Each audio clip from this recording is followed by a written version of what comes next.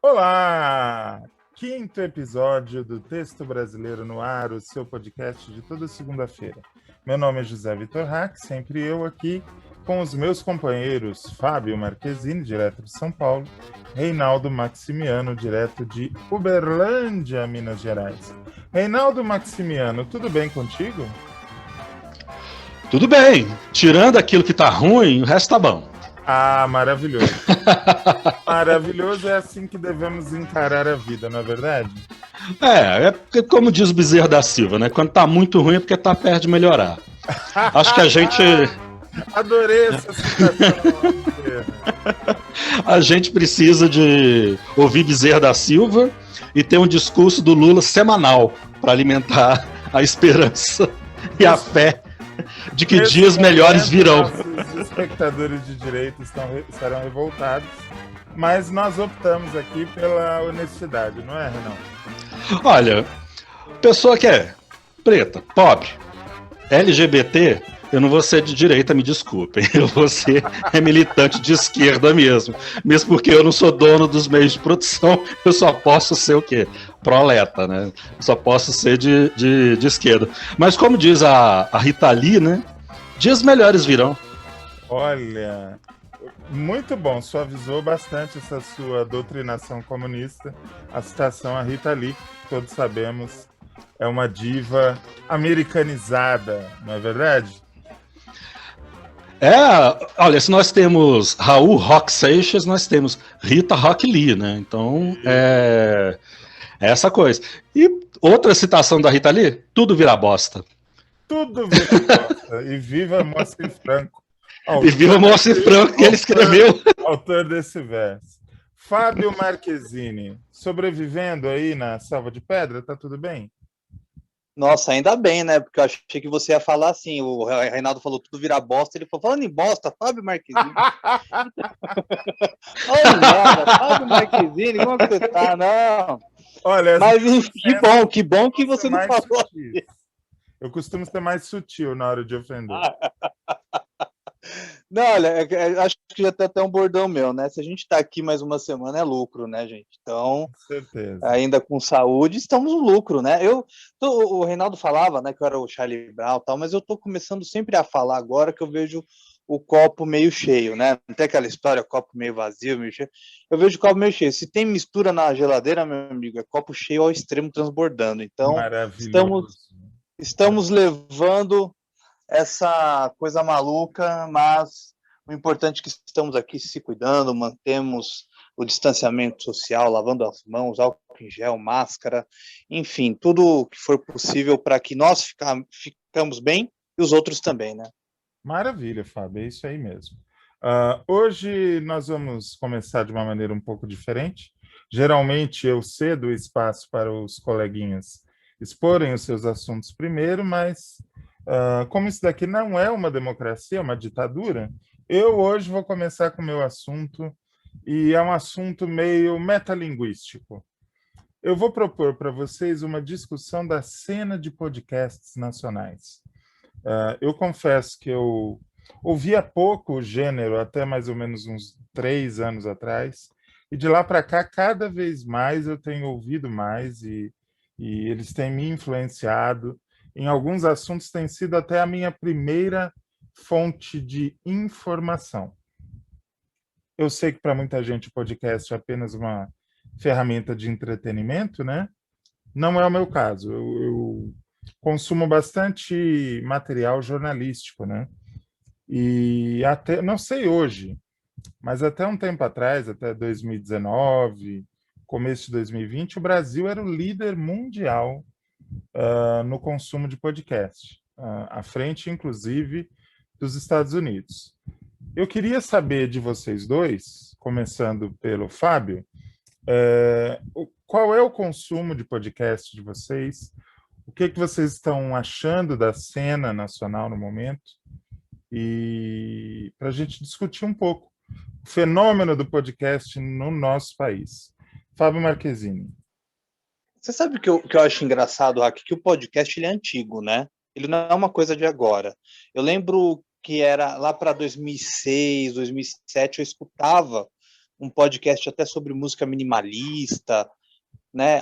Mas no Brasil não tinha força isso, né? O que eu sinto é que antigamente o podcast era uma coisa individual. Por exemplo, você Sim. entrava num site, ou entrava no Orkut de alguém, entrava no MySpace de alguém, de alguma banda, ou de uma empresa, e tinha lá um podcast para você ouvir. Não havia essa conjunção, esse armazenamento de tudo junto que o streaming permite, né?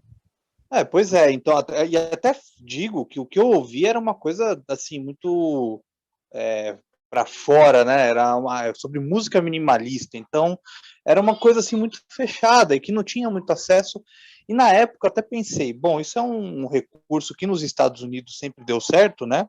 Agora, particularmente, eu não sei como é que é o consumo de podcast lá, mas deve ser grande ainda, mas aqui no Brasil, bom, aqui não vai dar certo, mas é muito cíclico as coisas, né? E eu vejo com muita alegria essa questão do crescimento do podcast. Eu vou ser sincero, eu escuto alguns assim, mas eu não tenho, eu não acompanho firmemente, né? Eu sou ainda um cara velho da rádio, gosto de ouvir rádio, gosto de ouvir lá o Dial, né? Mas eu acho que é o que a gente está fazendo aqui, né? Há um meio de velhinho de comunicação. 70 anos, assim, que vive dentro do seu coração, né? Não é verdade? Eu adoro ouvir. Eu passo roupa, eu tenho uma caixinha de som aqui, um sonzinho antigo, eu ligo o rádio e fico passando roupa ouvindo o rádio, é verdade. Ele ajuda, domingo. o rádio ele tem essa coisa do companheiro, né? Ele te diz as Sim. horas, ele te fala como está o trânsito. Nisso o rádio é imbatível. Não, total, mas o podcast é legal porque é isso que nós estamos fazendo aqui, a gente vê outras pessoas fazendo. Essa questão do debate, essa questão da informalidade, em que muitas vezes no rádio não tem ainda esse espaço.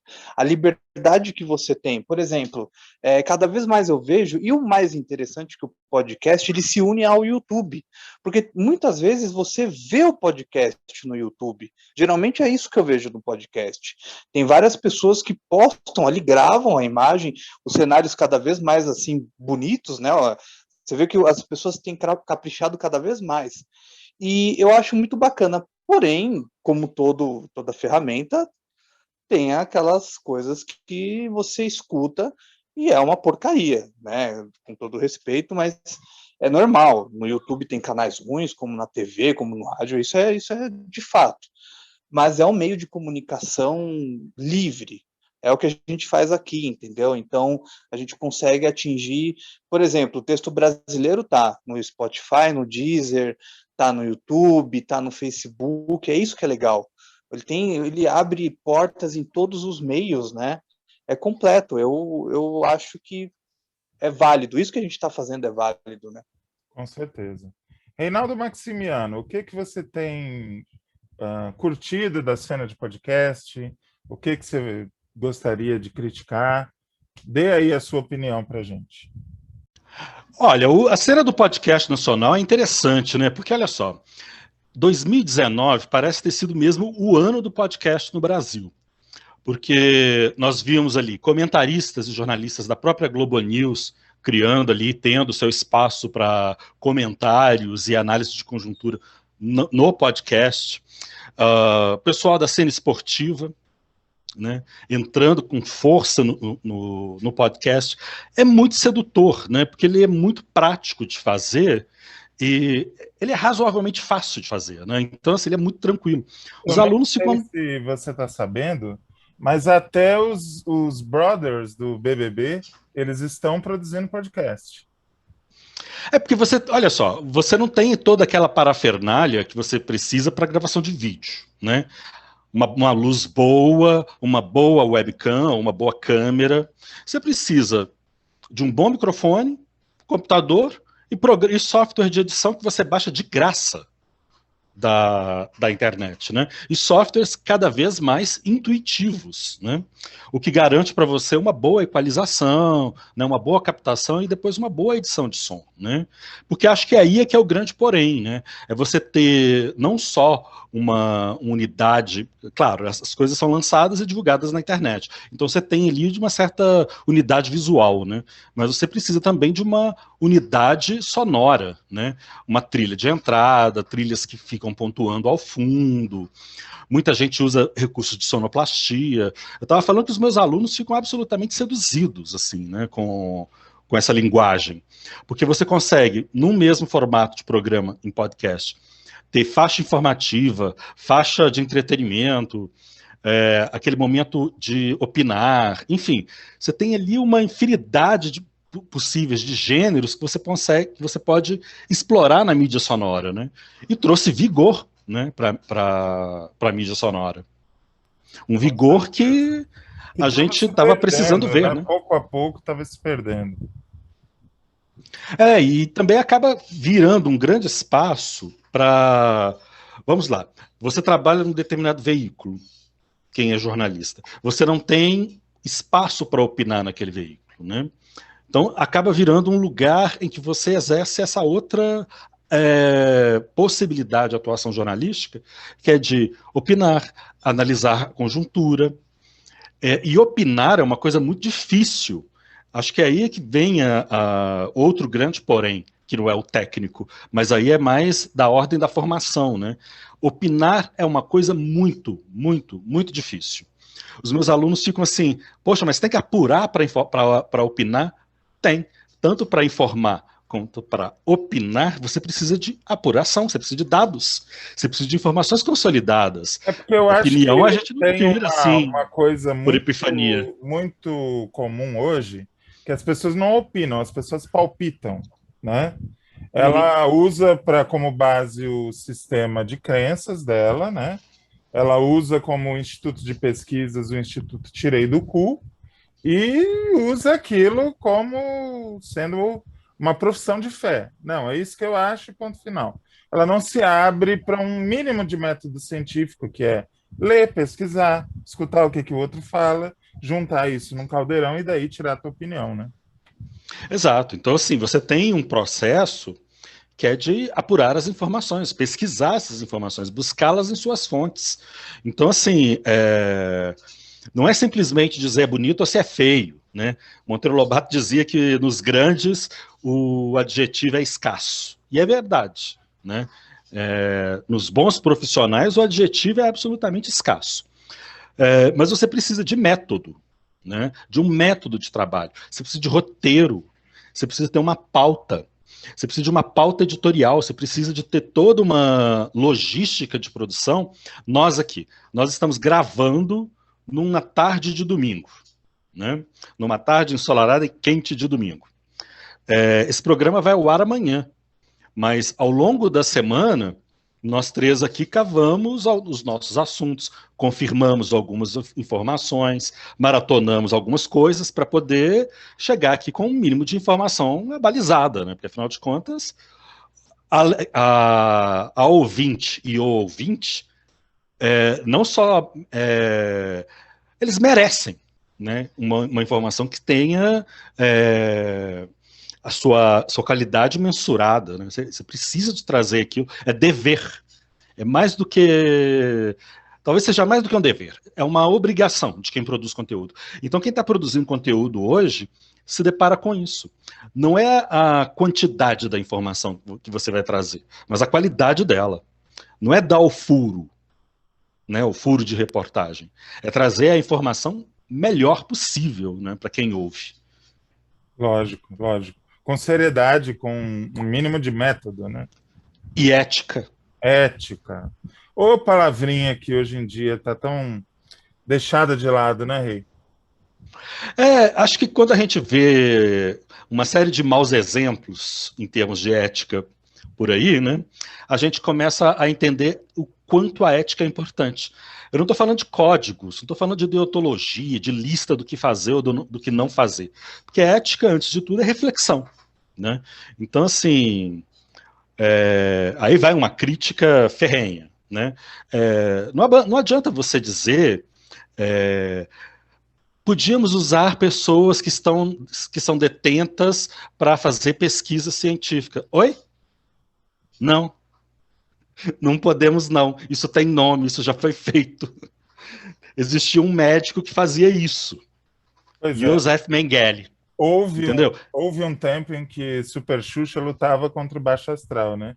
Parece que o Baixo Astral está vencendo. Parece que está vencendo, parece que chegou ali uma opinião irrefletida.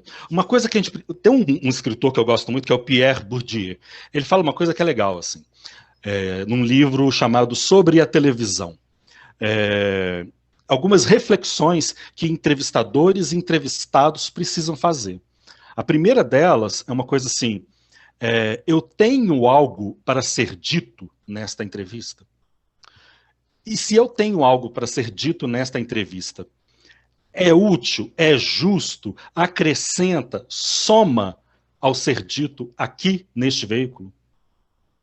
Então é uma reflexão do entrevistado e do entrevistador, sabe? De ponderar as coisas. A pessoa pode ter achado que deu, a Xuxa provavelmente deve ter achado que teve uma ideia muito boa. E não foi. Só para você ter ideia, gente, Mengele, ele costurava crianças umas nas outras. Sabe? As experiências que ele fez com pessoas ilegalmente confinadas. Né? É que então, hoje assim, nós temos um moralismo tão grande que faz com que as pessoas pensem, mas são detentos, né? Fizeram algo de errado. E aí vem uma pergunta... completamente aquela figura. Exato. E aí vem uma pergunta que acho que a gente precisa se fazer todo dia, assim. Quando é que uma pessoa perde o estatuto de ser humano? Quando que ela perde o estatuto de ser humano?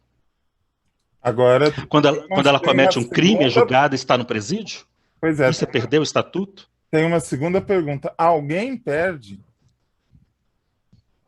o estatuto de ser humano? Exato. Não, ninguém perde. Ninguém perde. Nem mesmo o mais hediondo dos serial killers. Porque esses nós já sabemos o que ocorre, né, na psique. Né? Nem mesmo a mais hedionda das figuras históricas que a gente possa vir a conhecer. Todo mundo tem carne, tem osso, todo mundo sente dor. Como dizia minha avó, né, as pessoas têm sentimentos, elas precisam ser respeitadas. Tem uma coisa dessa fala da Xuxa, só pegando o gancho e finalizar, eu acho que isso mostra a questão da desconstrução, né? A Xuxa ela é vista como uma mulher desconstruída, né? Da questão das coisas que ela defende e tudo mais. Mas eu acho que não é apenas olhar para a Xuxa, acho que muita gente talvez tinha um pensamento do tipo, nossa, a Xuxa é realmente uma mulher exemplo e tal. Mas não. Ela tem, essas ideias não vieram de agora, eu acredito que é uma ideia que ela talvez tenha um bom tempo, não é uma coisa que vem do nada, uma ideia dessa como ela deu e ela já se desculpou, errei, perdão e tudo mais. Então, a desconstrução, ela é muito profunda, né? Então, isso não é apenas assim, da gente apenas olhar para pontos, é tudo. Essa fala dela foi embutida com preconceito. Foi embutida de uma coisa com raiva, né? Assim, isso não tem como você olhar para aquelas pessoas que estão presas e vamos colocá-las a fazer testes, entendeu? Não tem como, entende? Há uma fala com preconceito, há uma fala com sentimento de revanchismo para aquelas pessoas que estão ali, né? Então, é complicado. Bem complicado, concordo plenamente. Me parece que quanto mais desconstruída a pessoa tenta ser, ou de fato ela isso não significa que ela não vai dar tropeços, sabe? Todos nós três aqui, né? A gente pode se achar super bacana, né? A Chiquita bacana, lá da Martinica, né? Mas a gente vai dar tropeços. A questão é o que nós vamos fazer com esses tropeços. A gente vai avançar uma casa ou vai recuar duas? né? Lembra daqueles índios lá daquele programa de humor da Globo? Passinho para frente, passinho para trás, né? Pezinho para frente, pezinho para trás. Então, assim, o que nós podemos errar? Ok, erramos, né? Até os jornais têm essa seção, né? Erramos, né? Mas o que a gente faz com o erro? O processo Fica insistindo nele? de reconstrução desses preconceitos e desses conceitos, ele é mais ou menos como aprender um idioma novo, né? Digamos, eu estou aprendendo alemão, aí eu começo a falar em alemão, e aí não vem a palavra para determinada coisa que eu estou sentindo, e eu fico pensando, não vem, aí eu falo errado. Aí eu percebo que eu falei errado, eu peço desculpas, vou continuar. E continuo até uma hora em que a fluência no alemão vai ser tão grande que eu não vou mais nem perceber que eu estou falando o idioma estrangeiro. Eu tenho a impressão que é mais ou menos assim que a gente deve encarar esse despir dos preconceitos, né? Ok, falei aqui uma palavra errada. Dei uma opinião que me mostraram que é fascista. Ok, vamos reconhecer o erro e vamos seguir em frente nesse processo que é frequente de desconstrução. Eu acho que não é uma decisão que você tome e, ok, agora sou desconstruído, sou tranquilo e vou seguir minha vida. Não, é um processo que dura anos, provavelmente o resto da vida, porque a gente está inserido num contexto de muito preconceito e de muita injustiça. Sair disso de um momento para o outro não é uma coisa assim muito fácil. Mas retomando o assunto que eu propus, para encerrar a coisa do podcast, eu queria colocar uma coisa que tem me incomodado. Eu não sei se vocês têm percebido isso. Os grandes podcasts, os podcasts que estão fazendo muito barulho, geralmente são comandados por. Tem dois tipos de pessoas: gamers e comediantes. E como são turmas que têm mais ou menos a mesma ideologia política, mais ou menos ouvem as mesmas músicas, pensam as mesmas coisas, todos muito ligados no que está rolando lá fora, principalmente nos Estados Unidos, acabam levando pessoas muito semelhantes. Se você vê a Nicole Balls num podcast, ela vai estar no outro, no outro, no outro, no outro, na mesma semana. É a Gretchen, a Gretchen, a Gretchen, a Gretchen, a Gretchen. É o deputado Kim Kataguiri. Ele vai estar em 6 podcasts e tal. O que eu sinto é que falta diversidade. Os podcasts que trazem diversidade, eles, não sei, não estão na mesma onda e não têm a mesma audiência, o mesmo alcance. O que vocês acham disso? Fábio Marquezine, por favor. Eu acredito assim, você falou dessa questão dos convidados, né? Que eu estava ouvindo aqui, você falou que sempre, às vezes, são os mesmos. Eu também sinto isso. Mas tem uma coisa que eu achei muito legal de alguns podcasts, eu não me lembro qual o nome, eu infelizmente não tenho uma memória péssima. Tem um podcast que é feito por algumas meninas, em que eles levaram um personagem que é o Derico, do jogo. Eu assisti, é o Vênus. Isso, cara, eu acho assim, o Brasil, de forma geral, seja na base política, musical, televisiva, de escrita, tem personagens fantásticos por aí. Imagina o tanto de histórias que poderiam ser exploradas e colocadas a pessoas que não conhecem essas pessoas a profundo e com histórias geniais. Então, eu acho que o erro é ficar muito na questão do que está ali. De fato, esses personagens vão dar visualizações, vão ser buscados, mas eu vejo que tem um rico acervo de pessoas e histórias espalhados por aí que precisam do espaço para colocar a sua voz. Eu até, nem puxando sardinha também para o nosso trabalho no arquivo, que a gente faz os painéis, eu acho que a gente faz um pouco isso, né? Eu acho que tem que puxar a sardinha assim, porque é muito bom. Não, o nosso trabalho que a gente faz lá, né, trazendo pessoas, com histórias riquíssimas. A gente posso até falar Humberto Mesquita, a gente entrevistou Humberto Mesquita logo já faz um ano, passa muito rápido, sobre os 50 anos, sobre os 40 anos do fim da Tupi, e eu vi que muita gente nem conhecia Humberto Mesquita, foi uma aula aquele painel sobre o fim da Tupi, as explicações junto com os tais. Então, assim, eu acho que o bom do podcast é isso, é poder resgatar também pessoas que estão, digamos, sei lá, à margem da mídia, né? E trazer elas para esse público novo, que é um público que está cada vez mais consumindo o podcast. Como você falou, Raquel, o Brasil é o que mais consome, né? O brasileiro não tem jeito, é igual barata, né? O que tá bom, o brasileiro consome, não tem jeito, a gente consome tudo. Exato. Então, acho que é isso que eu vejo, entendeu? Porra, fica aí o convite. Para quem não ouviu, procure o podcast do Derico. É sensacional as histórias que ele conta da época do João 11h30, do programa do Jô. Mas eu também não sei, por isso que às vezes me cansa. E também me cansa, desculpa me estender um pouco, Renato, Hack, o que me cansa muito é o ponto de caça-clique que muitos podcasts fazem, entendeu? De tipo, eles chamarem atenção num ponto que isso não tira a credibilidade dessas pessoas.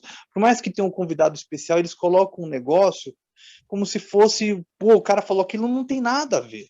Uhum. Entendeu? Então, isso também se perde um pouco. Eu sou muito crítico a isso, entende? Tipo, há muito caça-clique, muita coisa que quando você vai ouvir, não tem nada a ver. O cara só queria que você clicasse ali. A thumbnail não é honrada pelo conteúdo. Eu sei do que você está falando e também me incomoda. Não, total. Reinaldo Maximiano, tua opinião? Eu concordo com você, Hack, quando você fala que tem pouca diversidade. Assim. Eu acho que é pouca diversidade mesmo. Assim. É um lugar que te permite entrar com conteúdos das mais variadas correntes. Né? Eu costumo seguir alguns aqui, como, por exemplo, Para Tudo, da Lorelai Fox. Tem um que eu gosto muito, que é da Samita Nunes, que é o Noveleira mesmo, que é uma colega nossa lá do Rio de Janeiro, faz ali bravamente o podcast assim na unha, que é o que eu observo na maioria dos casos. Assim. Quem está apostando ali em conteúdo, indo para uma diversidade, indo para uma pluralidade, está pegando o touro na unha, né? Porque está ali se virando nos 30 com o recurso que tem. Né? E agora, o esses que... algoritmo dos streamings não costuma ser muito favorável com esse tipo de temática. Não é muito favorável. E claro, você tem ali a sua força de promoção, né? Como você engaja as audiências. Agora, tem conteúdo que é tão específico, cara, que se você tiver 10 pessoas ouvindo, 20 pessoas ouvindo, parabéns, saca? Eu acho que essa coisa também da quantificação da audiência não diz muito da qualidade do programa, não. Né?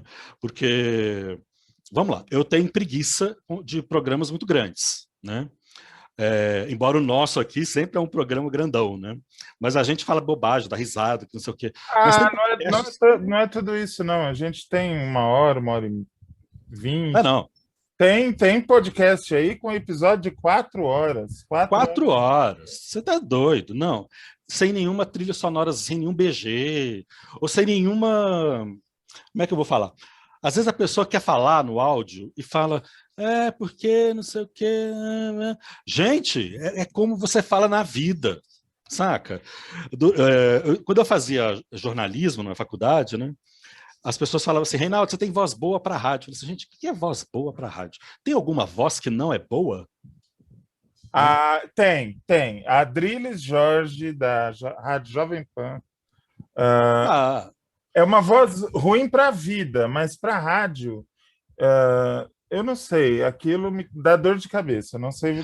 Mas não sei. Eu acho que a gente tem que dar graças a Deus de ter voz. Entendeu? Mas você tem, né, com todo respeito, mas assim... Adriles, se você tiver ouvido a gente, é isso, então. Agradeço a Deus por poder falar. Mas assim, mas é uma segmentação estranha. Porque, por exemplo, eu tinha um amigo que era muito bom radialista, excelente, assim, muito bom de roteiro, mas tinha a voz anasalada. E a coisa que ele mais queria era apresentar um programa. E aí o professor falou assim, não, você não, porque sua voz é anasalada. Aí já Pô, é você está bobagem. perdendo um baita de um profissional por conta da voz, ou uma voz um pouquinho mais esganiçada, uma voz mais fina, um homem com uma voz mais fina. O que é isso, gente? Mulher com voz rouca, as pessoas pagam fortuna para gravar off em peças publicitárias de grandes empresas. Então, assim, é uma segmentação muito burra. E acho legal que entrou uma diversidade de vozes. Homem com voz fina, mulher com voz grossa, gente fanha, gente com voz anasalada, gente com voz esganiçada, todas as vozes, em todos os lugares possíveis. Falta um É o lugar para gago, ser né? Eu acho que falta um gago um para gago, enfim, realmente quebrar todos os padrões. para quebrar os padrões, é para quebrar os padrões. Acho que o podcast ele entra em cena rompendo esses padrões, assim. Inclusive, já vou dar o título do podcast para se eu tiver algum gago ouvindo, fazer o GagoCast. Eu acho que vai ser sucesso. Eu pararia para ouvir, nem que fosse um episódio só.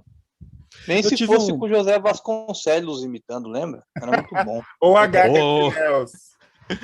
A gente vai ser criticado por close errado. Seremos cancelados. Tá aí, ó. A desconstrução é aos poucos.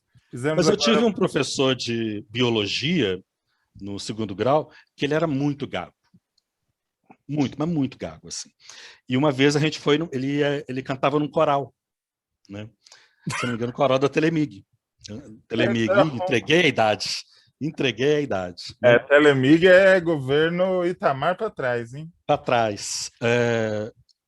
E quando ele cantava, e às vezes ele fazia peças, né, sozinho, era uma maravilha. Eu falei assim, gente, né? É uma circunstância, é um mistério, né? Mas assim, excelente professor. O que eu sei de biologia até hoje foi o Paulo Henrique que me ensinou. Professor Paulo Henrique. Se eu estiver nos tive ouvindo. aulas com o professor Amauri, de física, no meu segundo grau. Ele era fanho, eu não entendi absolutamente nada do que ele explicou até hoje. Para mim, as aulas de física eram um mistério. Eu não sei como eu consegui passar, mas assim, é uma pessoa maravilhosa. É isso que eu tenho a dizer, apesar de eu não ter entendido absolutamente nada do que ele me dizia. Mas creio que a gente também é educado, criado dentro de uma cultura para segregar Sim, as com pessoas. certeza. Então, assim, não custava muito prestar atenção nas aulas do Paulo Henrique, até porque ele se desdobrava em metodologias para a gente poder entender a biologia, né? E, enfim, custou, mas foram as melhores aulas de biologia. As minhas de física não foram as melhores, mas eu passei, estou aqui. E ele era um excelente professor. Uma pessoa legal. Quando eu consegui entender o que ele dizia, era maravilhoso. Raras vezes eu posso falar eu até queria falar uma coisa até pessoal, porque eu sou formado em rádio e TV, né? E a gente estuda tanto rádio quanto TV, lógico, né? E eu sempre me achei uma merda para rádio. Sempre achei uma bosta. Nossa, é um desastre. Você e esse seu otimismo, que lhe é peculiar, né? Não, uma merda total. Eu nunca fui bom mesmo, é uma bosta. E televisão não, televisão até que ia bem, as minhas melhores notas eram, né, na televisão. Mas uma coisa interessante é porque se falasse, vamos fazer um programa de rádio, não dá certo. Primeiro, eu não gosto da minha voz, eu acho uma merda. E segundo, eu acho que, não sei, a rádio você tem que ter muita velocidade, às vezes eu sou um pouco lento, né? Eu sou assim, se eu estou pensando em algo, eu tenho que segurar alguma coisa, essa coisa vai cair, porque eu estou pensando, entendeu? E rádio não tem, rádio é uma coisa muito mais rápida do que a própria televisão. Mas o podcast, eu estou aqui falando, eu acho que o podcast é legal por essa liberdade que a gente está tendo aqui, entendeu? Da gente não ter um roteiro, da gente ter o tema que a gente está pensando, mas eu não escrevi nada aqui para falar. Eu estou debatendo com os meus amigos, as ideias vão indo, eu acho que isso que é a vantagem do podcast, eu acho que isso que é legal, você consegue sair do normal, aquelas pessoas, como propriamente vocês falaram, que talvez não tenham uma voz boa, mas tem ideias, tem pensamentos legais e está aí, colocando. Isso que é o válido. Certo. Vamos aproveitar e ver se serviu de alguma coisa essa tua faculdade. Rápido, 3, 2, 1. Qual é o seu tema para hoje? Olha, o Renan, primeiro, não serviu para porra nenhuma, né? Porque Rádio TV quem faz é pobre. Serviu para bosta alguma. Eu olho aqui para minha esposa, que a minha esposa fez Rádio TV. Quer dizer, a mãe dela, da minha sogra, deve ser desesperada, porque a filha dela casou com um cara de Rádio TV. Dois pobres juntos, bicho. Coitada da minha sogra. Mas a minha sogra me ama. Um beijo, sogra. A sogra me ama muito. Mas assim, não, é inacreditável. Eu falo pra Ingrid, né? Eu falo, Ingrid, você se casou com um cara que faz Rádio TV. Você se formou errado, você não aprendeu. Ninguém Falta de aprendeu. ambição, hein, dona Ingrid? Puta merda. Eu falei, meu Deus, 2 Rádio e TV. Então é isso, né? Aquela coisa, pobre se mais casa de com pobre. você, né? Mas não, você viu pra porra nenhuma. Mas assim, mas eu não tenho. É o que eu gosto de fazer, é o que eu sei fazer, então aí. Mas o Reinaldo, ele já tinha falado para nós o tema dele e segue um pouco a mesma linha, né? Eu estava vendo muita coisa, até no podcast, textos no próprio Twitter, dessa questão dos seriados. Eu queria até trazer um ponto nostálgico, né, dos seriados antigos dos anos 80, e o como a gente adorava e o como a gente consumia esse tipo de conteúdo. E o Reinaldo vai trazer um seriado também, então acho que casa os dois temas. Aí o que você acha, Raque? A gente fala primeiro esse tema, o Reinaldo, você que comanda aí? Não, vamos embora, porque se você quer falar de seriados de maneira mais ampla, complementa com o Reinaldo vindo depois, porque o dele é bem específico, né? Eu tô assistindo Miami Vice. Se você não conhece, é Uau! maravilhoso. Mas como eu não conheço? Miami Eu sou um Vice, menino paulistano dos anos 80. Miami Vice fez parte da minha vida. exibido pela TVS, não? Exatamente. E aí eu estava notando que nós crescemos muito assistindo esses seriados dos anos 80, Miami Vice, Magnum, MacGyver, Esquadrão Classe A, O Homem que Veio do Céu, Anjos da Lei, enfim, tem uma porção de serial, Alf, de humor, sitcoms e tudo mais. Gato e o Rato, Tiro Certo. E uma coisa, lógico que tudo muda, né? Tudo é muito cíclico. Hoje em dia, os seriados continuam firmes e fortes, mas com outra linguagem, com outra roupagem. Mas por que a gente adora falar tanto desses seriados? É uma coisa mais nostálgica nossa, ou é um ponto de que sim, eram bons, são bons e foram muito bem produzidos? Eu queria colocar isso aqui para você, porque o assunto do Reinaldo também é bacana, eu acho que casa com o meu. Olha, eu já vou dar minha opinião de cara. Eu acho que tem uma nostalgia, mas não é exatamente da série. O que eu acho é que nós, que já passamos dos 20, nós que já temos um pouco de janela aí, nós estamos acostumados a uma dramaturgia num ritmo um pouco mais lento. A gente gostava daquela coisa de conviver com o personagem, as idiosincrasias dele, por exemplo, o Kojak, o jeito do Kojak falar, o pirulito na boca, a careca, ele dirigindo pela cidade. Aquilo era uma coisa que tinha um outro sabor, porque era curtido num tempo que não é o tempo de hoje. Hoje em dia você vai conhecer o personagem lá no fim da segunda temporada, né? Eu tenho a impressão que tem a ver, lógico, com a nostalgia. Eu morava em tal lugar, eu tinha tal namorada, eu comprei tal brinquedo, meu pai estava vivo, minha avó não sei o quê. Tem isso, lógico. E sim, eram boas séries, bem produzidas, lógico, com os recursos da época, mas eu acho que tem muito a ver com essa coisa do ritmo.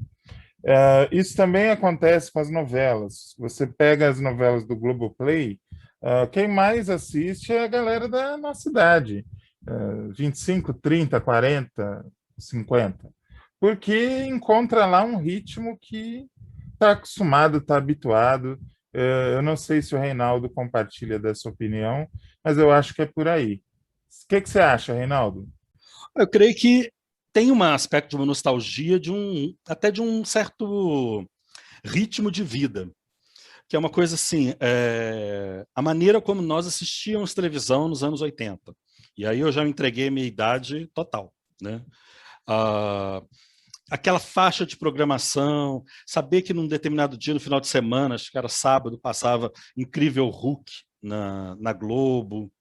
e acabava sempre com aquela música triste. Então tem uma coisa assim muito de uma memória afetiva, muito de uma, primeiro, da forma como se fazia a série naquele tempo, das estratégias de comunicabilidade que existiam naquele tempo, o dispositivo, né, a televisão que nós conhecíamos, o aparelho que nós conhecíamos, né, e essa coisa da programação, né, da programação televisiva, de você esperar aquele dia da semana para poder assistir um novo episódio. Eu confesso que eu tive uma relutância muito grande com a internet e a possibilidade de você baixar uma temporada inteira de uma série para assistir, né? Ou porque a temporada passava nos Estados Unidos, as pessoas já upavam e a gente baixava, alguém fazia a legenda, aquela coisa toda, para poder maratonar. Porque eu ainda estava muito seduzido para aquela coisa assim, eu prefiro esperar para ver qual que vai ser. O problema é que esperar para ver qual que vai ser é nadar num mar de spoiler, né? Você já acaba sabendo de tudo, né? Se você tem Twitter, então acabou. Não, fugir da informação hoje em dia é meio que impossível. Impossível. Não tem como. Não tem jeito, né? E vocês estavam falando das séries, o Marquezine com Miami Vice, fiquei lembrando de uma que eu adorava, na sessão comédia, que era uma sessão de séries da Globo. Vamos ver se você vai falar a mesma que eu ia falar. Super Gatas. Não, não é a mesma. Super Gatas. Adorava Super Gatas. E a Vicky. A Vicky eu também curtia muito. Super Gatas eu lembro, eram das idosas, não era? Isso, eram umas mulheres coroas, assim, tinha uma mulher mais idosa. Era muito divertido. Mas eu adorava, e era muito estranho, porque eu não lembro, na minha escola ninguém assistia, eu não tinha nem com quem comentar. Eu adorava o Poderoso Benson. Lembra? O Poderoso Benson era maravilhoso. Era maravilhoso, era maravilhoso. Ele era muito bom. Na minha turma, o pessoal gostava do Primo Cruzado e da Vicky. Eu não gostava do Primo Cruzado, eu gostava da Vicky. O Poderoso Benson era muito bom. Eu gostava do Hulk. Apesar daquele final sofrido, assim, né? Eu gostava do Incrível Hulk. Gente, vocês falaram da Super Vicky, eu não consegui pegar a sessão comédia. A sessão comédia que eu peguei foi a sessão que virou filmes, né? Que a sessão comédia, para quem não sabe, passava no final da tarde da Globo, digamos no horário da Malhação de hoje, né? Exato. Era o que passava. Como eu adorava a Super Vicky, porque eu assisti na Record, que aquela Record lixo da época, do início do Edir Macedo, que era só enlatado, podre. Passou, foi a melhor época do Edir Macedo, porque era Record dos enlatados, era Oração das 6 com 3 patetas. E a Super Vicky é um negócio assim, porque ela é considerada por muitos como uma das piores séries já feitas. Mas e de fato, ela não é a melhor, mas era aquele humor besta, e era bom, cara. Eu me distraía muito com a Super Vicky vendo aquilo ali. Eu gostava muito também. Eu gostava muito do Alf. O Alf era uma maravilha. O Alf era uma maravilha. Agora, tem uma coisa. Quem teve ali, quem viveu nos anos 80 vai se lembrar disso. Tinha uma série que o SBT passava e que juntava vó, tia, as tias solteironas, as primas, não sei o quê, para sentar, assistir e chorar. Pássaros Feridos. Uau! Vocês lembram disso? Nossa Senhora, como lembro. Dramalhão rasgado. Como não lembrar daquele fenômeno? Pássaros Feridos. Foi um fenômeno de audiência. Eu não sei se chegou a ser primeiro lugar, mas se não chegou, foi muito perto. Chegou sim. Chegou. Graças à estratégia do senhor Cenoura Bravanel, que ele e o Silvio Santos fez uma estratégia fodida de divulgação. Não, e o que é mais incrível, ela batia não de frente, porque eram horários diferentes, mas era na mesma época em que Roque Santeiro dava 80, 90 pontos de audiência na Globo. Ele conseguiu fazer um sucessaço em dramaturgia junto com Roque Santeiro, que é uma coisa que não é muito compatível. Dois produtos fazerem muito sucesso ao mesmo tempo. Sabe o que o Silvio falava? Mas sabe o que o Silvio falava no domingo? O Silvio chegava no domingo e falava assim, fica tranquilo, Você vai assistir Rock Santeiro, eu assisto. Ele fala assim, como não gostar da Regina Duarte, do Lima Duarte? A novela é incrível, mas assim, Ele fiquem falava tranquilos. assim com essa naturalidade, eu não lembro disso. Ele falava, vão assistir Rock Santeiro. Que genial. Terminou Rock Santeiro, fique tranquilo. Você vai ver Pássaros Feridos. Então, assim, isso e outra coisa, né? O tema de Pássaros Feridos, que hoje em dia, se você lê, é muito bobinho. O padre que se apaixona.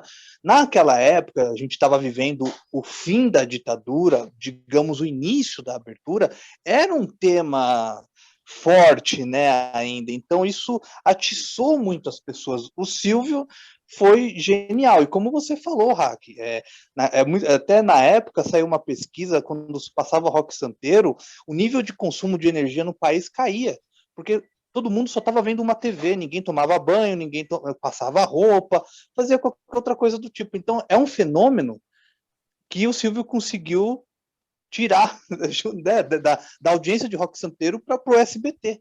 Foi genial. E é interessante, assim, porque esse plot, né, do padre que se apaixona, a questão do celibato, olha, nós já tínhamos assistido isso anos antes, né? O Dias Gomes já tinha escrito uma novela em 67 com esse plot, né? E com Francisco Cuoco. Assim na terra como no céu. Não sei se você se recorda. É verdade. Que a famosa novela que a personagem da Renata Sorraia é assassinada, né?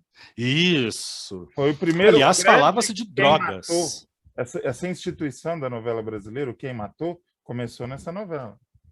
Sim, novela do Dias Gomes, da Globo, né? Novela de 67. Então, assim, o que eu lembro das minhas tias, né, comentando de Pássaros Feridos, é que enrolava menos. Claro, o formato era diferente, né? Então você tinha menos redundância, era mais objetivo, e você tinha ali a progressão, né? A novela tem essa progressão, mas muito entrecortada e muito redundante, né? Uhum. Então, assim, elas queriam mesmo era saber como é que acabava a história. Se ficasse prolongando por 6, 8, 9 meses, elas morreriam de infarto, né? Mas era uma coisa assim, assustadora, o sucesso de Pássaros Feridos. E, gente, lembrando do Dias Gomes, né? Assim na terra como no céu. A gente não sabe nem se essa novela existe, né? Eu tenho a impressão que não. Deixa eu só te fazer uma correção, que eu estou olhando aqui no Memória Globo. Assim na terra como no céu é de 70. É de 70? É de 70. Errei, perdão. Não é de 67. Eu estava achando muito para trás, por isso que eu fui olhar. Não, é verdade. Mas realmente, o pioneirismo do Dias Gomes é um negócio incrível, né? É verdade, estou olhando aqui entre 70 e 71. É verdade. Isso. Desculpa o erro aí. Mas Reinaldo, assim, o pioneirismo deixa eu aproveitar tá lá, né? que você já está com o microfone aberto para eu te fazer uma provocação à memória. Logo que eu comprei DVD, que DVD demorou para entrar na minha casa, né? Eu acho que, não sei se foi o primeiro, mas foi um dos primeiros boxes de seriado que eu aluguei. Foi de uma coisa que eu não vi, eu acho que desde os 7, 8 anos de idade, que foi um box de DVD do Daniel Boone. Você se lembra? Não lembro. Daniel Boone era um gênero de seriado muito popular, que é o faroeste.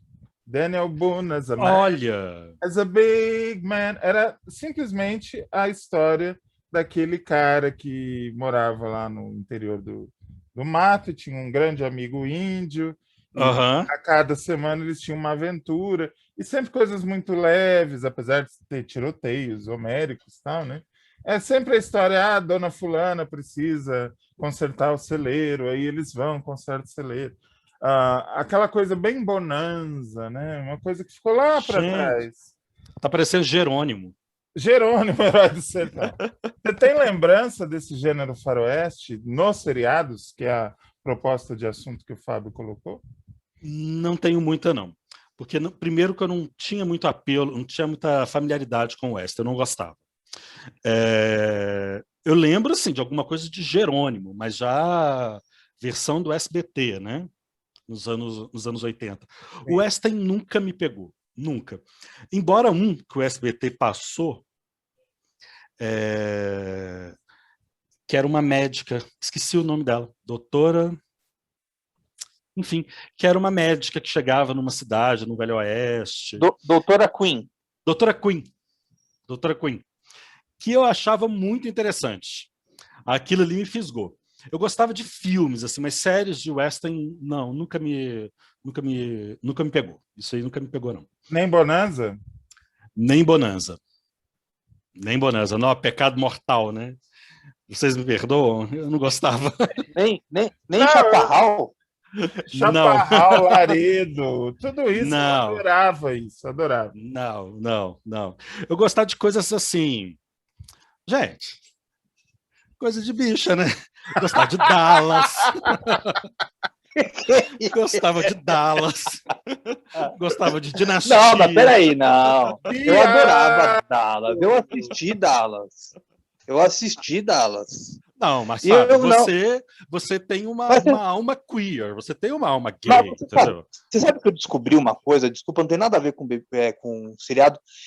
Eu não tomo nada alcoólico, a única coisa alcoólica que eu bebo é Keep Cooler, que é uma coisa assim. Eu também gosto. Mas sabe o que eu descobri? Mas sabe o que eu descobri? No Instagram, que é a bebida das mulheres e dos gays. Eu fiquei muito contente com isso, porque é um grupo muito seleto, eu tô no nível Fábio. muito bom. Você tem uma alma queer, você tem uma alma gay, assim, entendeu? Mas Dallas... E seja feliz com isso. Aí você vê a contradição. O Reinaldo, que é o gay do podcast, ele toma uísque. Pois é. Você tá louco. Puro e sem gelo, sem nada. Puro. Pois é. Não, combateremos os estereótipos nesse podcast. Mas convenhamos aqui. Dallas era um puta novelão, mas era bom, bicho. Dallas era muito JR, bom. Aquela briga do petróleo, porra, era legal, cara. Dallas era muito que bom. O JR morre e depois ressuscita, né? O Bem Amado, né? Fez o Bem Amado. Jorge Tadeu. Delicioso. Mas, Hack, você não gosta de Dallas ou você curte? Não é que eu não gosto, eu não assistia. Domingo à noite era uma briga para me fazer dormir cedo. Eu fui uma criança notívaga. A minha cultura cinematográfica, ao contrário de muita gente que vai correr atrás de adulto, foi forjada no Corujão. Eu via filme de madrugada, porque eu estudava à tarde, então eu podia dormir até 10h30, 11 horas da manhã. Então, eu era cinéfilo desde criança e sempre nas sessões da madrugada. Então, Dallas era o dia, segunda era o dia mais difícil, né, de me fazer levantar, então dificilmente eu via. Depois, quando foi para a Band, acho que foi na Band, né, que passou depois, foi na Band. Eu já era maior e já não estava mais afim de ver essas coisas.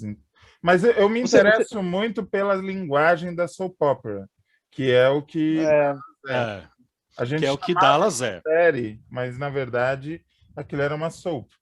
E teve uma época que eles me interessa muito. Teve uma época que eles até anunciaram como a novela americana, uma coisa assim e tal. Mas é muito diferente de novela, muito diferente de novela. Embora, né, a raiz seja a mesma, né? Tá lá no folhetim.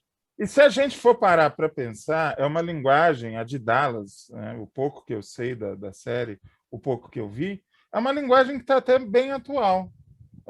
Sim. Envelheceu menos do que muitas dessas séries que a gente falou agora há pouco. Por exemplo, o sitcom, que é a coisa com claque, com plateia, como Super Vic, que a gente mencionou, é uma coisa que está em completo desuso, né? Aliás, Dallas teve remake, né? Então eles tentaram fazer um reboot mas não foi muito bem, né? Mas não foi muito bem, né? Mas também assim, essa tentativa de fazer um remake de Dallas, né? Ou de continuar a história de Dallas, já nasceu velha. Porque Dallas, na sua versão original, já é mais radical do que a própria versão contemporânea, né? Então, assim... Você sabe o que é? Desculpa, eu tô dando risada que eu tô lembrando aqui.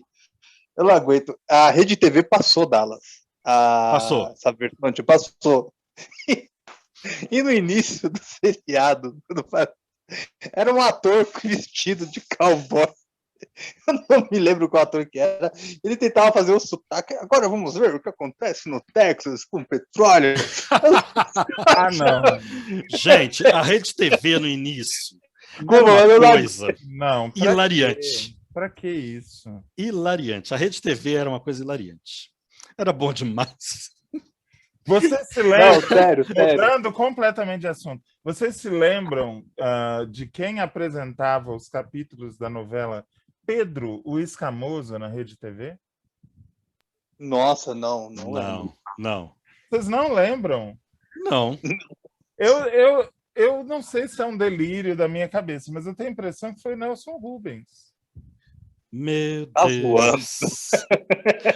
Não, tá, faz sentido. Quem estiver ouvindo aí e falar, olha, esse cara tá delirando, pode comentar dizendo que a gente está delirando. Mas eu tenho quase certeza que foi Nelson Rubens. Assim como Leão Lobo apresentava novelas portuguesas na Band.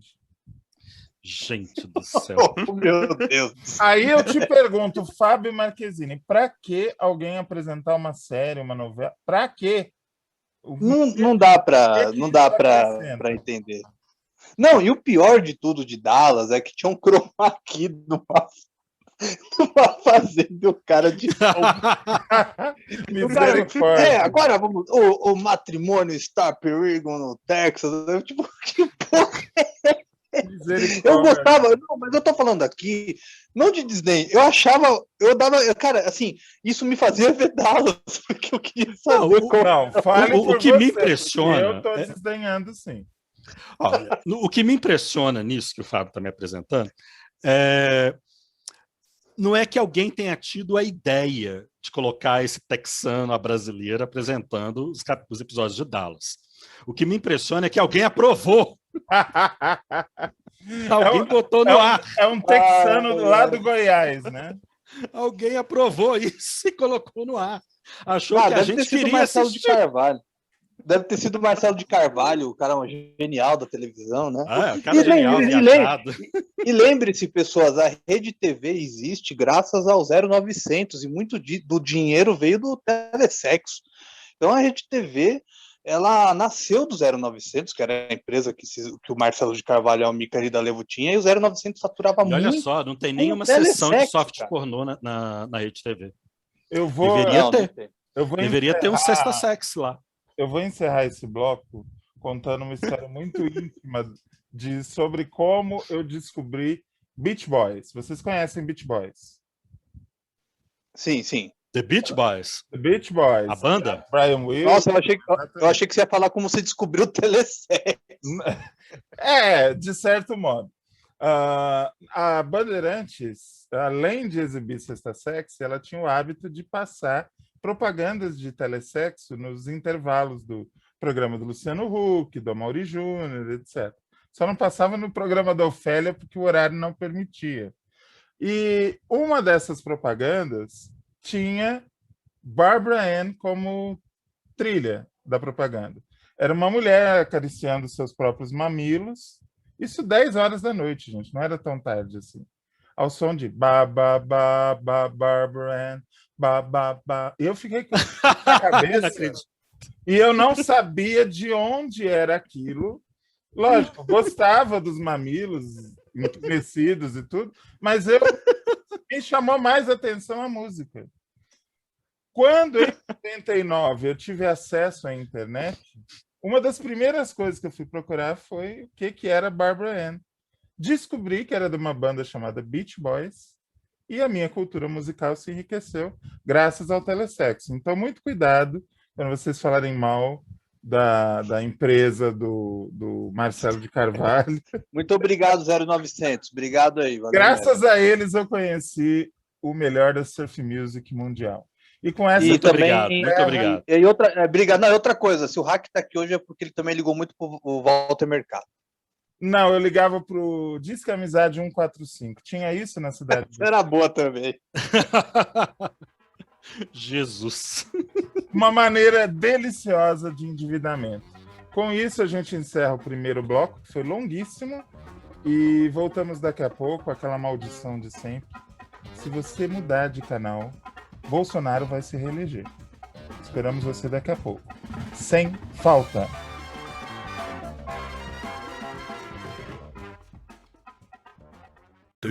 Pipoca na panela, começa a arrebentar. Pipoca com sal e sede que dá. Pipoca e Guaraná, que programa legal. Só eu e você, e sem peruá, que tal? Quero ver pipoca pular. Pipoca com Guaraná. Quero ver pipoca pular. Pipoca com Guaraná. Quero ver pipoca pular, pular. Sou louca por pipoca e Guaraná. Antártica, este é o sabor. Vocês sabem, eu venho de longe. Conheço as realidades de muitos países, inclusive os mais avançados. Modernidade é o fruto das nossas próprias experiências, de muito trabalho e da elevação dos nossos conhecimentos.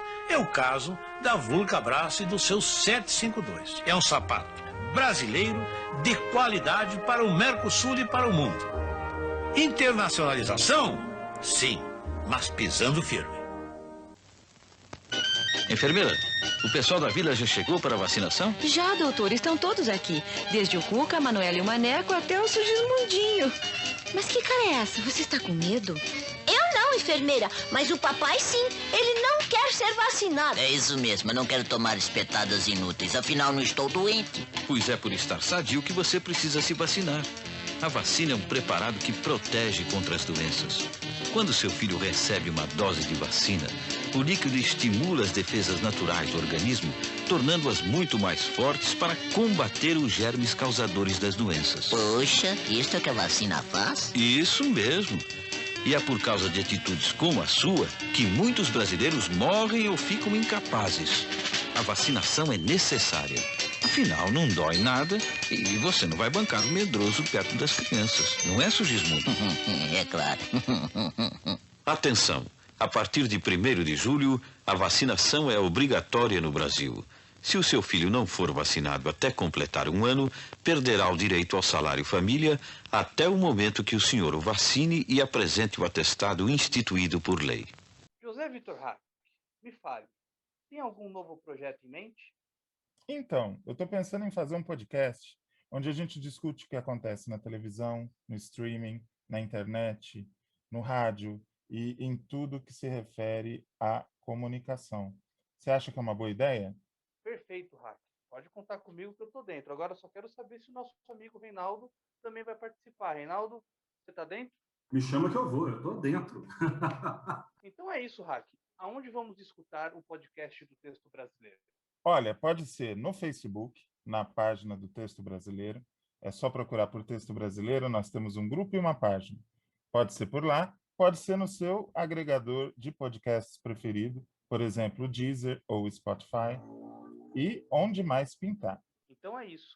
Acompanhe o podcast do Texto Brasileiro. Manchete desta semana. A medicina garante. A cura da infertilidade não é mais um sonho. O mundo perdido de Salto Ângel. Manchete acompanha uma expedição à mais alta cachoeira do mundo. Maconha, como age e quanto fatura o cartel da droga no sertão de Pernambuco. Pesquisa. As mulheres entregam tudo. O sexo frágil do homem brasileiro. Sucessão na Inglaterra. Charles e Diana a um passo do trono real. Aconteceu. Virou manchete. Voltamos! Nossos patrocinadores cada vez mais criativos. Temos fila aqui na minha porta para anunciar no podcast. E voltamos com o oferecimento da Água da Bica, a água que o Juca Kfouri indica. Uma homenagem que eu estou fazendo aqui a Juca Kfouri, um dos meus grandes ídolos, que se vacinou, graças a Deus, nessa semana e não vai pegar uma internação em UTI por causa de Covid. Disso não morre mais, Juquinha. Se alguém conhece o Juca, está ouvindo, manda um abraço, um beijo. Diz que ele tem aqui um grande admirador. Falta o tema de Reinaldo Maximiano. Vamos ficar sabendo agora qual é o tema. Fala aí, Rei, do que você quer falar hoje? Olha, eu me rendi. Vou confessar para vocês que eu me rendi. Eu estava com muita relutância, mas comecei a assistir Cobra Kai. Cobra Kai! Cobra Kai! É uma delícia! Mas aí eu fiz a coisa que eu acho que foi certa, que é assim. Eu assisti os filmes do Karate Kid, né? 1, 2, 3, tem o 4, mas o 4 eu não consegui, né? E comecei a ver, na semana passada, Cobra Kai. Escuta, cara, a Cobra Kai é a mesma Cobra Kai que estava no YouTube Premium? É a mesma, só que agora pela Netflix. Mas como é que foi essa troca de plataformas? Eles fecharam um outro contrato por temporada com a Netflix, e aí tem a primeira temporada que todo mundo conhece, tá lá disponível na Netflix, a segunda e a terceira. Então agora é Netflix por trás ali dessa produção, né? E ainda muito, como é que eu vou dizer? Muito nebuloso, mas certamente tem, né, uma aprovação para isso, que é a da 4ª temporada, que é o que tá todo mundo aí agora aguardando com ansiedade, né? Eu vou começar a 3ª temporada nesta semana, né? Eu terminei ontem a 2ª, e vou dizer, eu estava com muitas dúvidas, e com muito receio mesmo, assim, porque, eles tiraram o Cobra Kai lá do filme, né, do Karate Kid, recuperam Daniel San, aquela galera ali toda, né? Então você tem ali o Zabka, você tem, né, o Ralph Macchio, e é interessante porque apesar de nos créditos o nome do Ralph Macchio aparecer antes do nome do William Zabka, né? A série começa exatamente pelo William Zabka, que é o Johnny Lawrence, que era aquele cara que implicava com o Daniel San. Valentão, típico valentão dos anos 80, né? O valentão, né? Que as meninas também ficavam doidas, mas alto lá, ele só é louro. Não, ele é bonito mesmo. Ele é bonito mesmo. Ele era bonito mesmo. Mas assim, e aí continua um homão, né? Continua um cara super apresentável, assim. Agora, é uma coisa que me lembrou muito, sabe o quê? Lombardi. Carlos Lombardi. Que maravilha. Por quê? A linguagem, você fala? O personagem. Porque a gente vai conhecer um Johnny Lawrence muito diferente do Johnny Lawrence do filme Karate Kid 1. A gente vai conhecer um cara já ali com seus 40 anos, desempregado, morando numa kitnet, tudo bagunçado. Sabe aquela coisa de apagar o cigarro na latinha de cerveja? Enfim, aquela zorra. Realmente, isso que você está falando tem tudo a ver com os protagonistas do Lombardi mesmo. É muito Lombardi. E aí tem uma coisa assim, ele ainda é muito vaidoso, então ele anda com aquele carrinho vermelhinho, baixinho, aquela coisa, né? Enfim, tipo Camaro e tal. E dá em cima da mulherada. Então tem uma cena, quem não assistiu ainda, no primeiro episódio, vou dar um spoiler, que ele dá em cima de uma garota que está fazendo Cooper. E a garota olha para ele de cima e embaixo, meio que diz assim, te enxerga, tiozão, né? Isso aí dava certo nos anos 80, né? É um momento do tiozão da suquita do Zabka. O tiozão da suquita do Zabka, né? E aí você vê um cara que nos anos 80 era o bambambam, era o bonito, era o gostoso, era o rico, né? E agora ele só é um coroa bonito, porque é Durango Kid, né? E tem problemas de relacionamento com o filho, né? Que é o Rob King, que é feito pelo ator Tanner Buchanan, né? Então, assim, e é uma relação de conflito mesmo. E é curioso, porque esse personagem do Johnny e a mãe, a esposa, né, a ex-esposa do Johnny, e a criança, né, e o rapaz, eles são muito lombardianos, mas é muito Carlos Lombardi.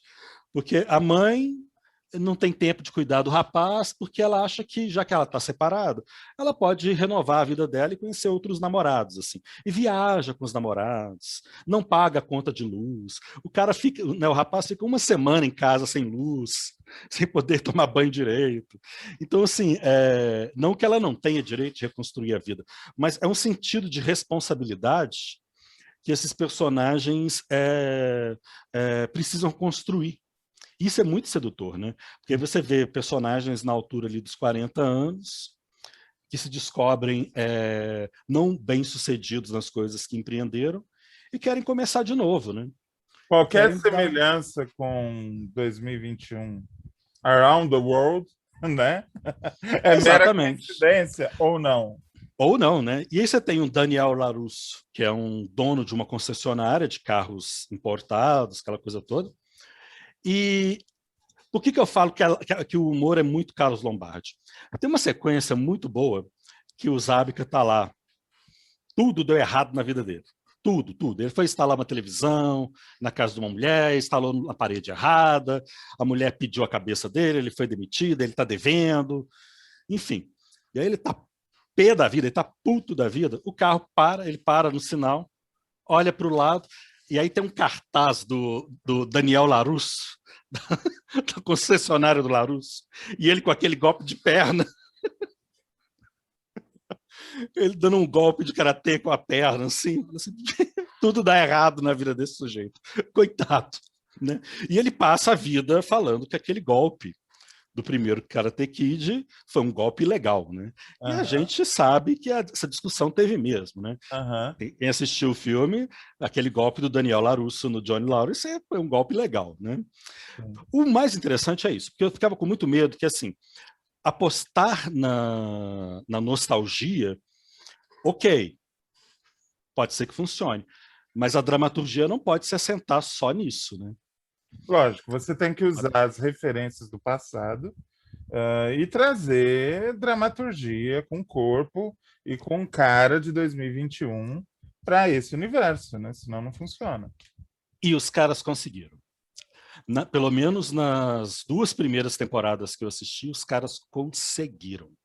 Eles recuperam cenas dos filmes, né? Traz ali cenas dos filmes. Alguns personagens reaparecem, né? Para quem não assistiu, eu não vou ficar soltando muita coisa. Então, alguns personagens dos filmes aparecem na série. A série tem como produtor Will Smith, para você ter uma ideia, né? Uau! Então, assim, tem a nostalgia e tem um movimento que é algo que não foi explorado nos filmes Karate Kid, que é o quanto que o Johnny e o Daniel, eles são complementares. Sim. Porque a filosofia do Cobra Kai é o ataque, né? E sem misericórdia. Né? A primeira defesa é o ataque, né? Dominar o inimigo e não pode ter misericórdia dele, destrua, né? É igual aqueles joguinhos de videogame, né?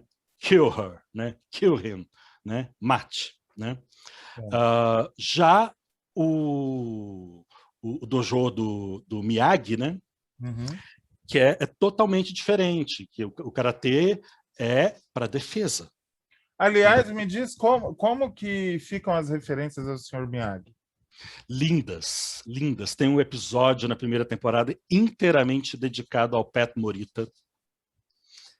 Aparecem cenas do Pat Morita nos filmes, dando instruções para o Daniel San, inclusive aquela famosa de que não existe aluno ruim, existe professor ruim.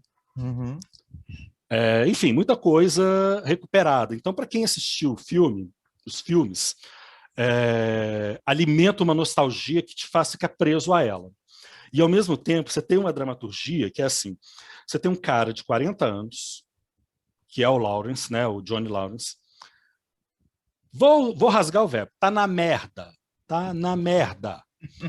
Tá Durango Kid, não tem emprego, Durango Kid. Pisando em casa com meia para cobrador não perceber que tem gente em casa, sabe? Quando bate na porta. É aquele cara que tá na merda. É um fracassado.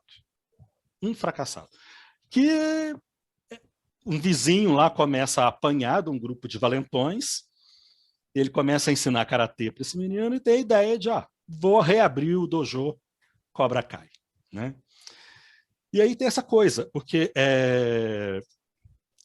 no dojo Cobra Kai não entravam mulheres. Sim. E aí as meninas começam a se interessar por karatê. E aí um dos alunos dele, o primeiro aluno dele, né, fala, olha, você não pode abrir mão que é o Miguel, né? Você não pode abrir mão das meninas, elas querem fazer karatê. Estamos no século XXI. É 2021, não dá para falar que karatê não é coisa de mulher. E aí ele, com muita relutância, aceita as alunas, né? Mas tem essa coisa, a grande discussão que está ali parece que é a grande discussão mesmo da década, que é bullying, né? Bullying é a discussão. O quanto os adultos são machucados por uma lembrança ou por um passado de bullying. Então tem aí um gatilho, moçada que ainda vai assistir, né? E o quanto essa geração também, né, a geração atual, é marcada pelo bullying, principalmente o bullying digital, né? Esse que é feito com o celular. Esse é um problema realmente que deveria preocupar todos nós, porque é uma coisa muito mais difícil de combater do que o bullying escolar, por exemplo. Né? Exato. Então, por exemplo, olha, eu vou falar uma coisa. O Agnaldo Silva, uma vez, chegou a dizer que ele encontrou ali, se eu não me engano, em Império, um uso dramatúrgico para o aparelho de celular. Não sei, tenho dúvidas, mas eu vou te dizer assim, há muito tempo que eu não via um uso dramatúrgico do celular tão bom como ocorre em Cobra Kai. Então você tem uma mocinha lá na história, que é uma mocinha gordinha que sofre bullying. Alguém tira a foto dela na lanchonete, sobe no Instagram com aqueles filtrozinhos de porco. Meu Deus. E aí você só vê o contador de likes e visualizações e compartilhamentos e não sei o que e tal. Então, assim, a pessoa ainda está se servindo, ela ainda nem sentou para comer o lanche dela e ela já está famosa na internet como porquinha, né? Por ser uma menina negra gorda, né? Então, assim, achei a dramaturgia do uso do telefone e das mídias sociais muito, muito bem pensada. E muito em consonância com essa contemporaneidade mesmo, com aquilo que nós vivemos hoje. Então, eu não gosto muito de dar nota, não, mas eu vou lembrar, você vai se lembrar disso. O bonequinho do Globo aplaudiu de pé. Ai, como lembro. O bonequinho de O Globo aplaudiu de pé. Né? Ele não dormiu, não. Ele não dormiu, não. É bom saber disso, porque são tantas iniciativas que pegam uma nostalgia do público. E é puro marketing, né? Você não vê uma construção em cima daquilo. Quando você vê um exemplo assim, dá até esperança, né? Olha, dá muita esperança. A não domine tanto. Dá muita esperança e, ao mesmo tempo, inspira muito. Né? Você me conhece, você sabe que eu tenho uns projetos de série, uns argumentos, né? Tem essa piracema que você acompanha muito. Assim. Uhum. Deu muita vontade de mexer com o texto, deu muita vontade de criar. Uhum. Porque eles usam as referências dos anos 80 de uma maneira muito inteligente. Uhum. E as referências do mundo contemporâneo também de uma maneira muito inteligente. A segunda temporada termina com uma treta pesada. Então, assim, né, um quebra-pau dos diabos, né, que você vai acompanhando a série, você entende por que aquela merda aconteceu. Né? Eu tô doido para ver a terceira temporada, eu vou começar exatamente amanhã. Né? Ela vai competir com a minha queridinha do coração, que é o Bem Amado, né? Que eu assisto antes de dormir. Né? É minha dose de Brasil diária. Em que capítulo você está? Eu tô perto do 80. Eu passei à sua frente, então. Estou no 111. Passou, porque eu fiquei um tempo também sem assistir, porque eu estava mexendo com outras coisas e acabei paralisando a audiência. Mas o Bem Amado é minha dose de Brasil diária. Né? Toda noite assisto ali 2, 3 capítulos, que é curioso. Os capítulos, né, os episódios de Cobra Kai têm, na primeira temporada, algo perto de 28 minutos. Uhum. Na segunda, tem perto de 30 minutos. Que me parece uma dosagem de tempo de arte muito boa. Porque permite uma coisa com início, meio e fim, o episódio conta a sua história, as personagens aparecem efetivamente, tal como o Dias Gomes fez no Bem Amado, lá na década de 70, no longínquo 1973. Né? Então, assim, você vê que a coisa... Que o capítulo tem um tema, né? Então, assim, o episódio tem um tema, esse tema é explorado com início, meio e fim. É muito, muito bem feito. Assim. Tô rasgando cedo demais pro Cobra Kai, né? Mas é por isso. Quem não assistiu, né, e vai começar a assistir, está nos ouvindo aqui, eu recomendo entrar na Netflix, assistir os filmes do Karate Kid, 1, 2 e 3, que tá lá, e só depois começar o Cobra Kai. Para ter uma experiência imersiva, né? Uma experiência imersiva, porque altera muito o sentido, assim. Porque depois eu fiquei pensando, gente, mas fica recuperando as cenas dos filmes toda hora. Será que isso realmente é efetivo em termos de dramaturgia? Então eu vou te dizer, é efetivo em termos de dramaturgia, sim. Muito bom. Fico feliz de saber disso, sinceramente. Recomendo. Bonequinho do Globo aplaudiu de pé. Maravilha. Ô, Fábio, vamos fazer uma ligação entre isso que o Reinaldo falou sobre Cobra Kai e o tema que você trouxe. Você era seduzido pelas séries de ação, pelos filmes de ação. Você curtia um Chuck Norris, um Ralph Macchio, até esqueci o nome do cara, um Steven Seagal. Qual que era a tua com relação a ação, artes marciais? Como é que era isso? Eu serei cancelado porque eu nunca gostei de artes marciais. Nunca gostei de ver. Eu vou até contar uma história rápida minha, porque eu fui colocado para fazer judô quando era criança. Eu fiz judô também na escola. Odiava. Eu ia com uma raiva fazer aquilo, que a raiva que eu tenho do presidente é só a maior. Mas é uma raiva que eu tinha. Eu adorava, cara. Eu adorava. Mas eu tive uma lição, né, do judô, né?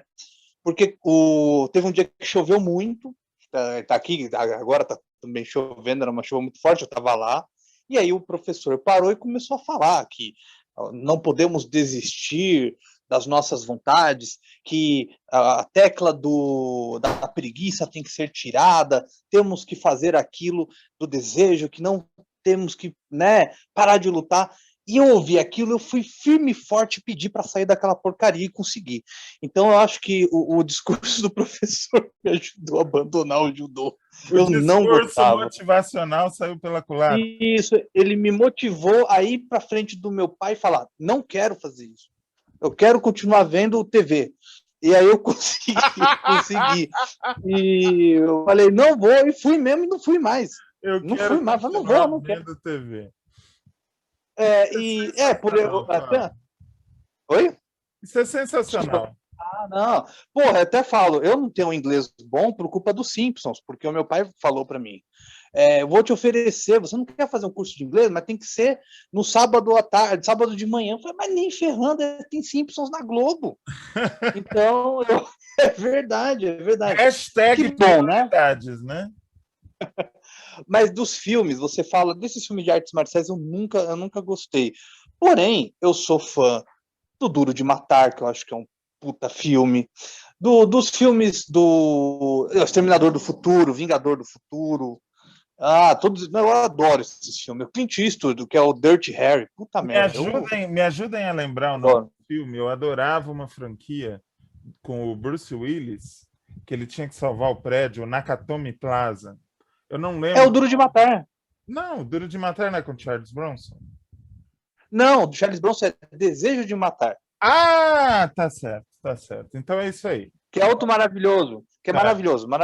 Isso, eu adorava aquela franquia. No oitavo filme, o Charles Bronson se vinga do cara que matou o papagaio dele. Né? O Faustão falava isso, porque todo mundo morre. Você não podia chegar perto do cara, se você dava um oi pro cara, alguém ia lá e te matava. Era sempre isso. Não, e era sempre cartaz do Domingo Maior. Sempre. Domingo Maior. Depois dos gols do Fantástico. O maior cartaz do Domingo Maior era Charles Bronson. Agora, Fábio, eu queria que você trouxesse para cá uma história que você usou. Você usou, não, foi mencionada no teu papo com esqueci o nome do rapaz, sobre a história da TVS. O Fernando Morgado. Fernando Morgado, exatamente.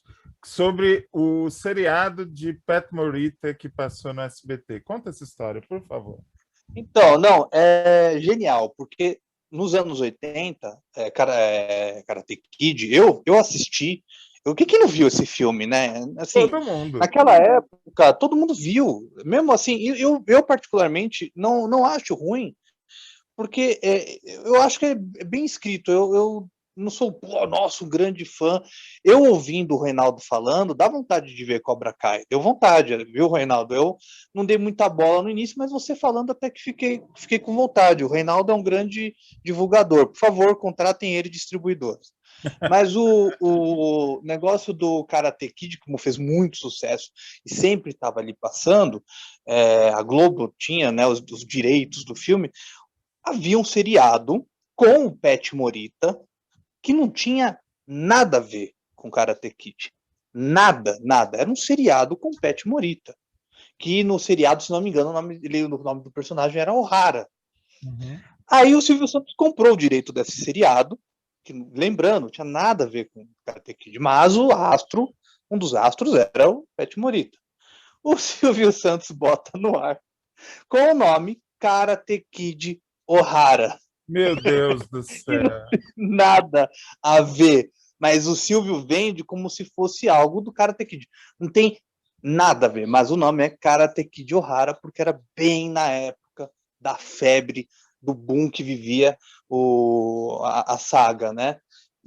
Mas assim, ontem eu fui ver De Volta para o Futuro, né, pela 1000ª vez. Uhum. E eu não sei, posso estar errado, até desculpem, né, quem achar que eu estou falando bobagem, mas os filmes antigamente, isso parece um papo meio nostálgico, eu acho que eu fico tentando não lutar contra isso, mas era uma outra pegada, era uma outra coisa, eu não sei explicar, era tudo talvez até muito inocente, né? Daquela época, né? Sim, eu sou um pouco saudosista, não critico. Eu acho muito envolventes os filmes do meados da década de 80 até meados da década de 90. Um que eu eu já vi acho que 8 vezes, é O Vingador do Futuro, que é Schwarzenegger em Marte. Aquilo é genial. Os filmes do John Hughes, que ele fazia, Curtindo a Vida Doidado, aí tem Quem Não Vê Cara Não Vê Coração, Clube dos Cinco, né? Se não me engano, A Garota de Rosa Choque, né? Que também é dele. Eram filmes que sempre tinham uma mensagem, né? Tem um filme dele, me desculpem, eu não me lembro o nome, que era com o John Candy e o que fez o pai da noiva. Esqueci o nome do ator que fez o... Isso, Steve Martin. Uhum. Ele é um filme que dá tudo errado com os dois, o John Candy é muito atrapalhado, mas no final do filme ele te emociona. Ele traz uma coisa assim que você ri o filme inteiro e no final você chora com algo tão bonito. Eu acho que nesses filmes carregados de comédia havia muito isso, entendeu? Havia um lado muito humano. E eu sinto falta. E eu também me envolvo muito com esses filmes dos anos 80 e 90. Você mencionou John Candy, um exemplo disso é Jamaica Abaixo de Zero, não é com ele? Não é ele que é o treinador? Isso, acho que foi um dos últimos filmes. Que leva a seleção da Jamaica para os Jogos de Calgary em 88. E o mais incrível é uma história dessa ser real, né? Pois é, e assim, era tudo muito bacana, né? O modo que... E o John Candy foi um grande ator, né? Ele fez assim, filmes muito cedo. Muito cedo. E tinha muita coisa ainda para ser feita, mas enfim. Mas assim, como havia muita coisa para ser feita, ele se foi, porém o que ele fez tá marcado, né? Assim como vocês falaram do Dias Gomes, até hoje eu não concordo com aquela morte idiota dele, né? Aquela foi uma morte muito besta, né? Mas é a vida, né? É a vida, infelizmente. E é a vida, gente. Acabou o episódio de hoje. Foi comprido, mas foi gostoso. Espero que tenha passado rápido. Fábio, um prazer trabalhar contigo mais uma vez. Semana que vem temos episódio especial. Faltou falar alguma coisa? Tem algum recadinho para passar?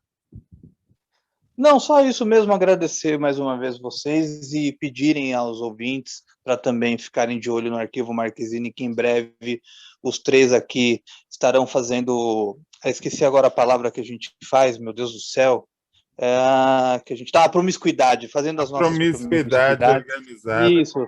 Nós estaremos os três reunidos para uma nova promiscuidade lá no Arquivo Marquezine e deixo aqui o convite para o pessoal acompanhar os painéis, porque a gente já está pensando aqui vai rolar coisa boa lá também, como tá rolando aqui. Com certeza. Reinaldo Maximiano, um prazer. Tem alguma coisa para dizer para encerrar? Para encerrar, eu vou pegar aí o ensinamento do senhor Miyagi, né, o Pat Morita, que nos deixou em 2005. Né? Uhum. Para o homem sem perdão no coração, a vida é pior que a morte. Uau! Uau, uau, uau! Muito bom. E abre o Karate Kid 2. Abre o Karate Kid 2 essa frase? Acho que abre o Karate Kid 2 essa frase. O Karate Kid 2 é onde vocês vão ouvir aquela música do Peter Cetera, né? O Glory of Love. Que tocou na rádio até... Toca até hoje. Toca até hoje. Sempre, olha, eu sempre tenho que ter o Reinaldo na promiscuidade, porque o cara é muito bom, né? Puta, Reinaldo é muito Reinaldo se o Reinaldo se veste bem, o Reinaldo é culto, é uma fera. Como dizia aquele personagem do Zorra Total, é muita cuca no lance. É muita cuca no lance. Eu não sou só um corpinho bonito. Me empreguem, me contratem. Mas é isso. Para um homem sem perdão no coração, a vida é pior do que a morte. Perfeito. Eu acho que eu nem preciso dar nomes, a gente já sabe, né? Captamos a mensagem. Endiabrado, guru. É isso, telespectador é ótimo. Telespectador de um podcast que não grava vídeo. Enfim, vocês entenderam. Foi um prazer, estaremos de volta semana que vem com um episódio especial para vocês. Beijo, abraço, aperto de mão. Tchau, tchau.